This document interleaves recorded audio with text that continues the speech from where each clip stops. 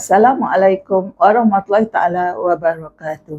Alhamdulillah, segala puji bagi Allah Subhanahu wa taala yang mengurniakan kepada kita nikmat iman dan Islam. Selawat dan salam ke atas junjungan besar Nabi Muhammad SAW, ahli keluarga serta para sahabat baginda. Satu tazkirah ringkas, bagaimana puasa membentuk sabar, ikhlas dan takwa. Allah Subhanahu wa taala berfirman dalam surah ayat 183, wahai orang-orang yang beriman, diwajibkan ke atas kamu berpuasa sebagaimana diwajibkan ke atas orang-orang sebelum kamu agar kamu bertakwa. Ayat ini menjelaskan bahawa matlamat utama puasa bukan sekadar menahan lapar dan dahaga, tetapi untuk melahirkan takwa.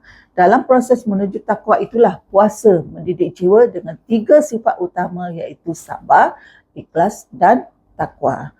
Puasa membentuk sabar, puasa melahirkan ikhlas, puasa menyuburkan takwa. Puasa bukan sekadar ritual tahunan, ia adalah proses pembinaan jiwa.